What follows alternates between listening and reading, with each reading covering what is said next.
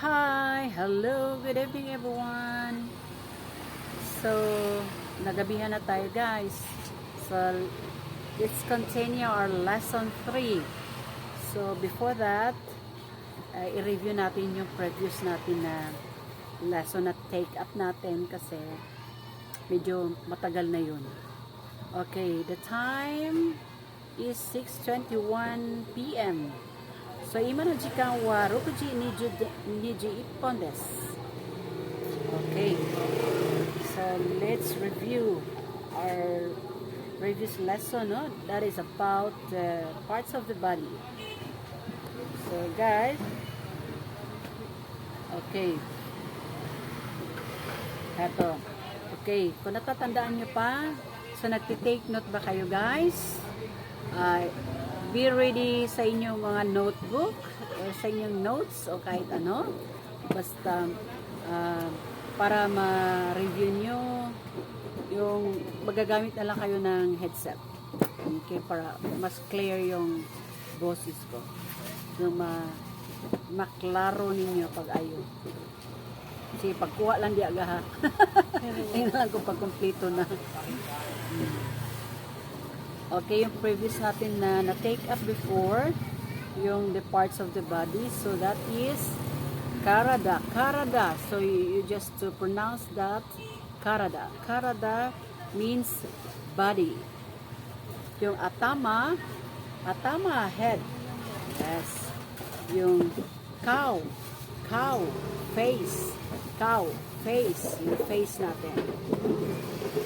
Then, hana. Hana. Hana is nose. Nose. Hana. Hana no ana. This is the hana no ana. Yeah. Poho, cheeks. Okay.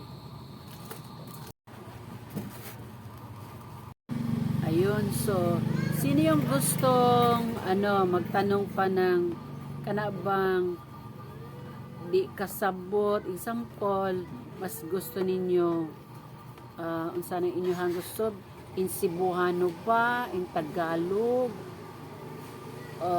di maintindihan ang sa Tagalog ba or English o Bisaya to Japanese ba kaya i-comment nyo lang guys ha, i-comment nyo lang para malaman ko naman kung ano yung mas convenient sa inyo.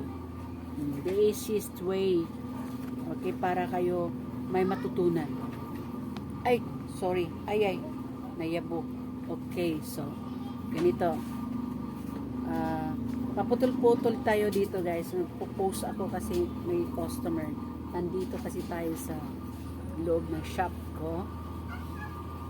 Ayun, tingnan nyo eh.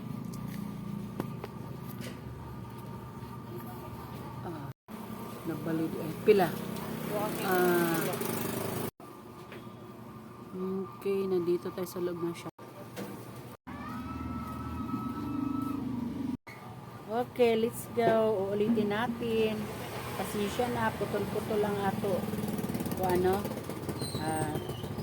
pasensya na, nandito kasi tayo sa shop, no?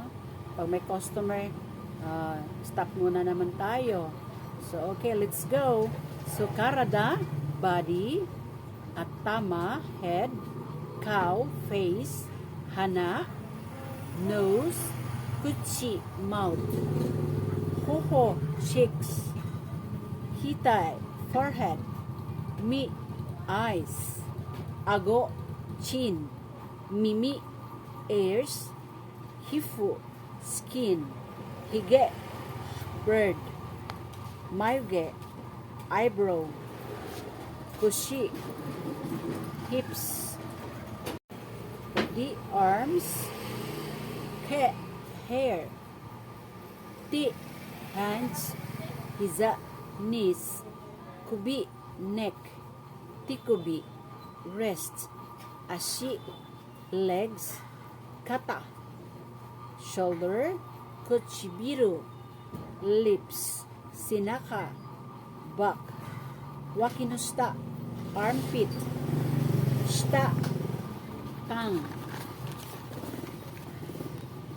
mune, chest, hara, stomach, ha, tooth, huni, bone, tsumi, fingernails, shinzu, heart, chichi, breast, yubi, fingers, kakato, health, chi, blood, iki, breath, no, brain, high,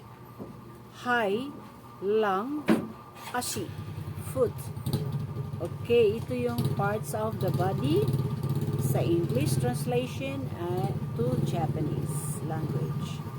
Okay guys, so did you get that? Okay, sino yung may tatanong, please comment below.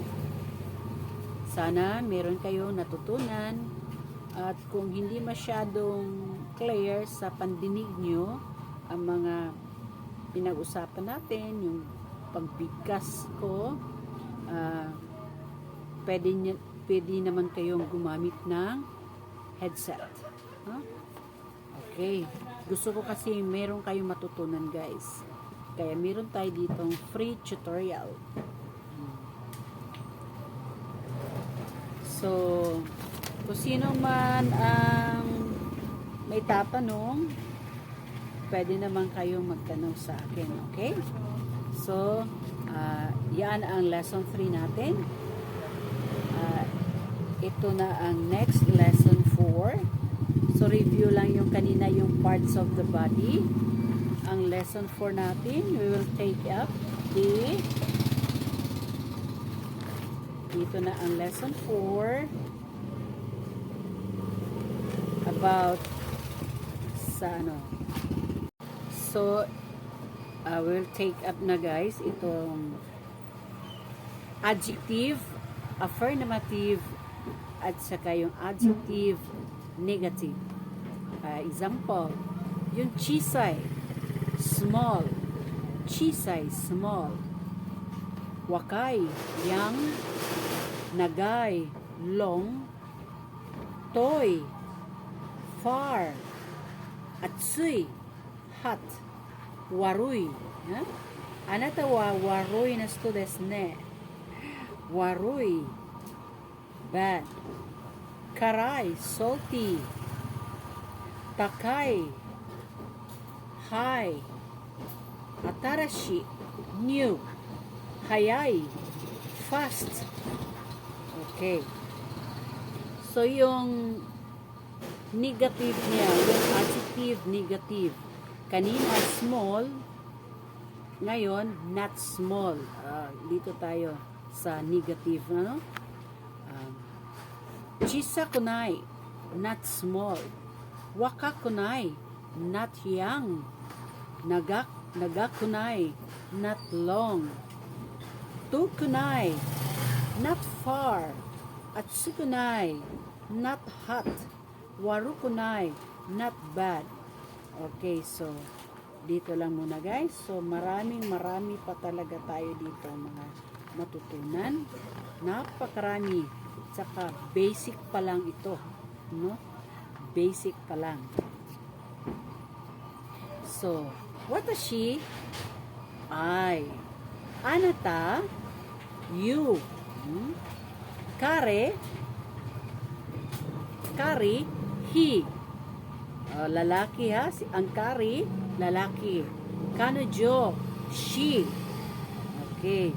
Babae, kore. Sore, kore. This one, no? Sore, that one.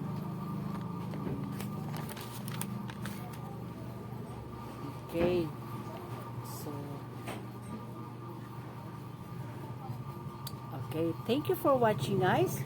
So, we will take up the lesson 4. Ito yung continuation sa lesson 4. Okay. Thank you for watching. Please subscribe to my channel and click the bell. Thank you. Thank you for watching. Mata minasan aimasho. Yoroshiku onegaishimasu.